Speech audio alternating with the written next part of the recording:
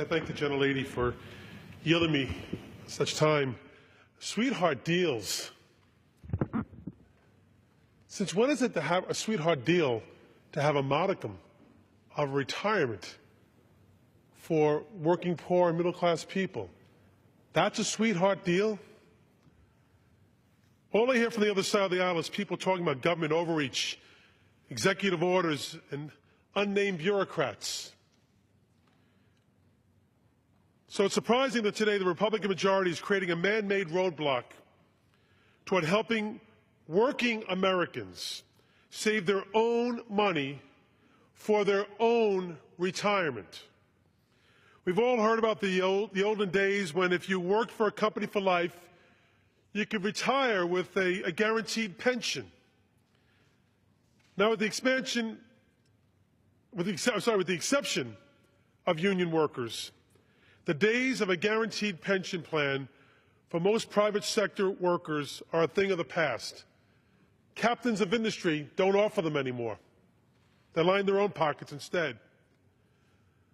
Some employers have tried to fill that retirement income gap by offering 401k retirement savings plans. Not a bad thing, but it was not the answer that everyone thought it was going to be, the panacea that everyone made it out to be. But for far too many companies, they don't offer any retirement package to their employees at all. Today, half of all Americans going to work are not offered a retirement plan from their employer, meaning these workers are not accumulating any nest egg outside of Social Security. Not accumulating any nest egg outside of Social Security for their retirement years.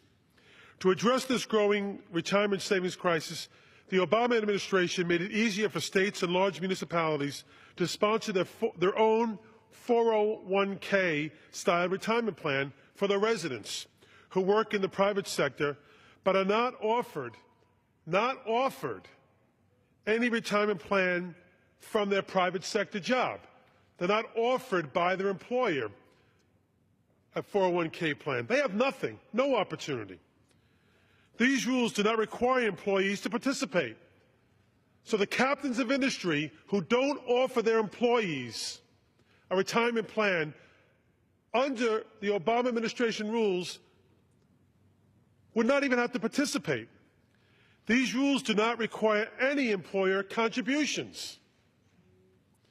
What these rules simply do is create a pathway for states and large cities, if they choose, to enroll private sector workers into a retirement savings vehicle so they could start saving early to enjoy the benefits of a more financially secure retirement. And what's wrong with that?